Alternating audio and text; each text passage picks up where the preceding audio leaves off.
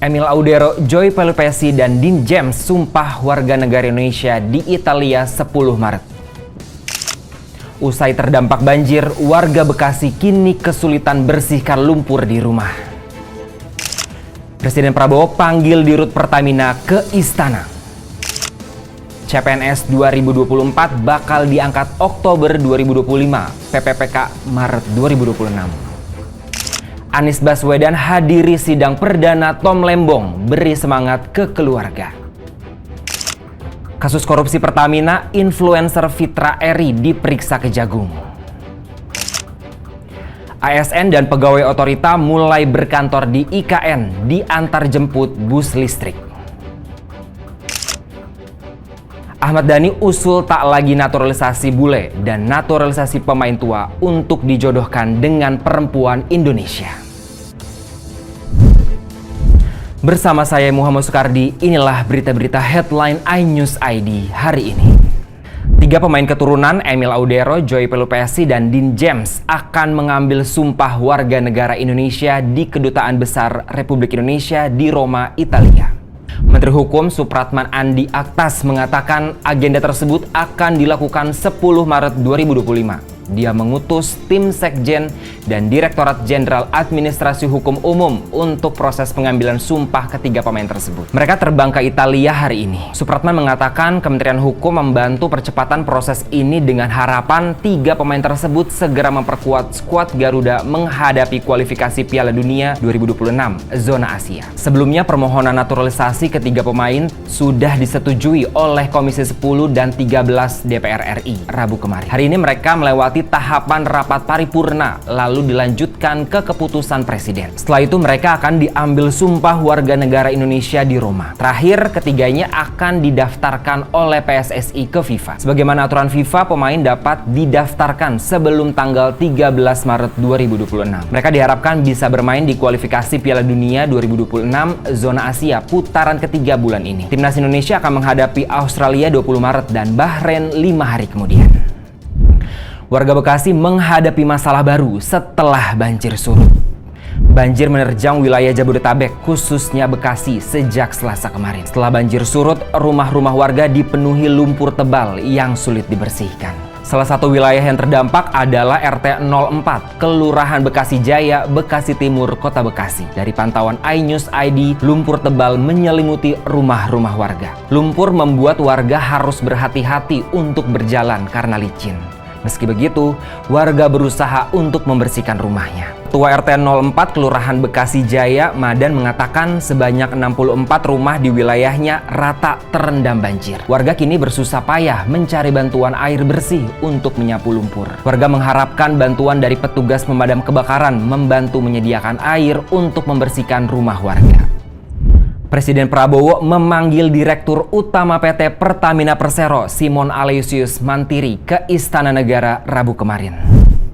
Simon melaporkan kesiapan stok bahan bakar minyak untuk masa mudik Lebaran atau Idul Fitri 1446 Hijriah. Dia mengklaim operasional hingga stok BBM untuk musim mudik Lebaran tahun ini aman. Saat ditanya terkait kasus impor minyak mentah dan pengoplosan minyak, Simon enggan memberi komentar. Sebelumnya, Simon menyampaikan permintaan maaf kepada masyarakat Indonesia terkait kasus korupsi tata kelola minyak. Menurutnya, kasus tersebut menjadi peristiwa yang menyedihkan di perseroan.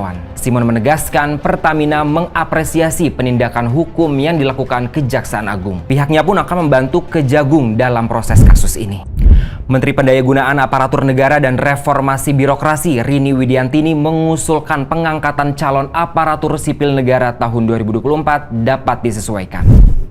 Rini mengatakan usulan ini telah disetujui Komisi 2 DPR dalam rapat kerja Rabu kemarin. Sesuai dengan amanat Undang-Undang Nomor 20 Tahun 2023 tentang ASN, pemerintah berkomitmen untuk memperkuat penataan ASN secara nasional. Dalam raker tersebut, Kementerian Pan-RB dan Komisi 2 DPR menyepakati pengangkatan calon pegawai negeri sipil atau CPNS 2024 dilakukan pada bulan Oktober 2025. Sementara pengangkatan pegawai pemerintah dengan perjanjian kerja atau PPPK dilakukan pada Maret 2026. Wakil Ketua Komisi 2 DPR RI Bahtra Banu Danong saat memimpin raker meminta Kementerian PAN, RB, dan BKN memastikan tak ada lagi pengangkatan tenaga non-ASN di instansi pusat maupun instansi daerah sebagaimana amanat pasal 66 Undang-Undang Nomor 20 Tahun 2023 tentang ASN. Dengan begitu, penataan pegawai non-ASN yang sudah berlangsung sejak tahun 2005 akan diselesaikan secara sistematis. Sebagai informasi, pemerintah telah menyelenggarakan seleksi CASN di tahun 2024 dengan formasi 248.970 untuk CPNS dan 1.017.111 untuk PPPK. Seleksi CPNS dilakukan mulai Agustus 2024. PPPK tahap 1 mulai September 2024 dan PPPPK tahap 2 pada Januari 2025. Mantan Gubernur DKI Jakarta Anies Rashid Baswedan menghadiri sidang perdana ex-Menteri Perdagangan Thomas Trikasih Lembong alias Tom Lembong di Pengadilan Tindak Pidana Korupsi Jakarta. Sidang digelar terkait kasus dugaan korupsi impor gula. Berdasarkan pantauan, Anies tiba sekitar pukul 9.20 waktu Indonesia Barat. Dia mengenakan kemeja berwarna biru dan celana krem. Setibanya di dalam gedung Pengadilan Tipikor Jakarta, Anies menyalami sejumlah penasihat hukum Tom Lembong. Dia juga mendatangi istri Tom Lembong, Ciska Wiharja, dan menyemangatinya. Dalam persidangan, jaksa penuntut umum mendakwa Tom Lembong merugikan negara sebesar 578 miliar rupiah terkait kasus dugaan korupsi impor gula. Tom Lembong melakukan perbuatan itu bersama 10 orang lainnya. Jaksa menjelaskan Tom Lembong selaku Menteri Perdagangan periode 2015-2016 telah menerbitkan 21 pengakuan atau persetujuan impor gula kristal mentah dalam rangka penugasan pembentukan stok gula dan stabilitas harga gula kepada 10 orang tersebut. Jaksa menilai 21 persetujuan impor yang diterbitkan Tom Lembong tanpa disertai rekomendasi Kementerian Perindustrian. Tom Lembong didakwa melanggar pasal 2 ayat 1 junto pasal 18 Undang-Undang Nomor 31 Tahun 1999 tentang pemberantasan tindak pidana korupsi. Kejaksaan Agung memeriksa influencer otomotif Fitra Eri Purwotomo.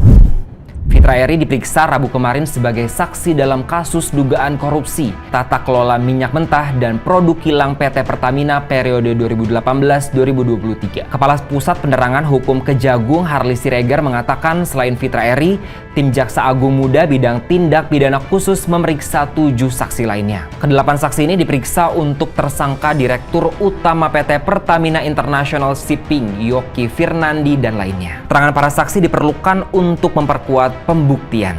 Adapun 7 saksi lainnya yang diperiksa Kejagung adalah MP selaku Direktur Pembinaan Usaha Hilir pada Ditjen Migas Kementerian Energi dan Sumber Daya Mineral, ARH selaku Subkoordinator Harga Bahan Bakar Minyak pada Ditjen Migas Kementerian ESDM. Kemudian DM selaku Kepala Divisi Akuntansi SKK Migas, CMS selaku Koordinator Subsidi Bahan Bakar Minyak dan Gas Bumi pada Ditjen Migas Kementerian ESDM, dan AA Manajer QMS PT Pertamina Persero. 2 saksi lainnya adalah ESJ selaku Staf Analis Planning PT Pertamina Hulu Rokan dan ES selaku Vice President Procurement and Contracting PT Pertamina Hulu Rokan WK Rokan. Kejagung sebelumnya telah menetapkan 9 orang tersangka dalam kasus ini yang terdiri dari 6 pegawai Pertamina dan 3 pihak swasta. Para tersangka telah ditahan oleh Kejagung. Dalam kasus ini Kejagung menyebut total kerugian negara mencapai 193,7 triliun rupiah. Perinciannya, kerugian ekspor minyak mentah dalam negeri sekitar 35 triliun, kerugian impor minyak mentah melalui daftar mitra usaha terseleksi atau broker senilai 2,7 triliun. Selanjutnya kerugian impor BBM melalui broker sekitar 9 triliun, kerugian pemberian subsidi pada 2023 sekitar 21 triliun, dan kerugian karena pemberian kompensasi pada 2023 sekitar 126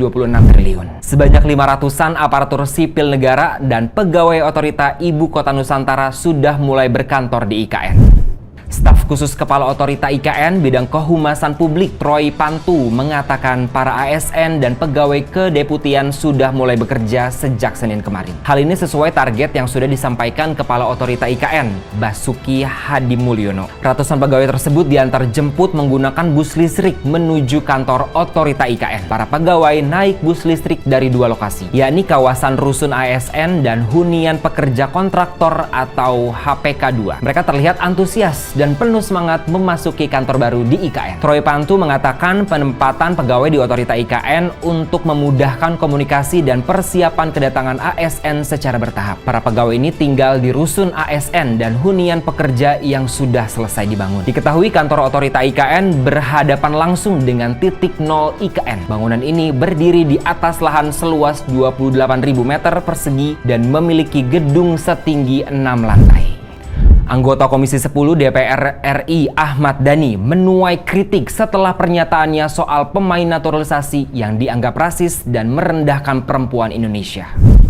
Pernyataan soal naturalisasi pemain timnas Indonesia yang menuai kontroversi ini disampaikan Ahmad Dhani dalam rapat kerja Komisi 10 DPR RI dan Kementerian Pemuda dan Olahraga di gedung DPR RI Jakarta Rabu kemarin. Sidang membahas persetujuan naturalisasi untuk 3 pemain keturunan, yakni Dean James, Emil Audero Mulyadi, dan Joy Pelupesi. Ahmad Dhani lalu menyampaikan setuju dengan program naturalisasi yang diusung PSSI. Politisi Partai Gerindra ini menyebut program ini penting untuk mendongkrak prestasi timnas Indonesia di level internasional. Namun pentolan grup band Dewa 19 itu memberi usulan nyeleneh. Dia mengusulkan agar ke depan PSSI tak lagi menaturalisasi pemain Eropa karena tak mirip dengan orang asli Indonesia. Dia menyarankan agar mengurangi pemain yang disebut ras bule, rambut pirang, dan mata biru. Ahmad Dhani beralasan untuk Indonesia bule kurang enak dilihat. Karena itu, dia menyarankan mencari pemain yang rasnya mirip dengan Indonesia seperti Korea atau Afrika. Tak hanya itu, Ahmad Dhani juga mengusulkan PSSI menaturalisasi pemain yang sudah tua untuk dijodohkan dengan perempuan Indonesia. Tujuannya untuk menghasilkan pemain-pemain bibit unggul.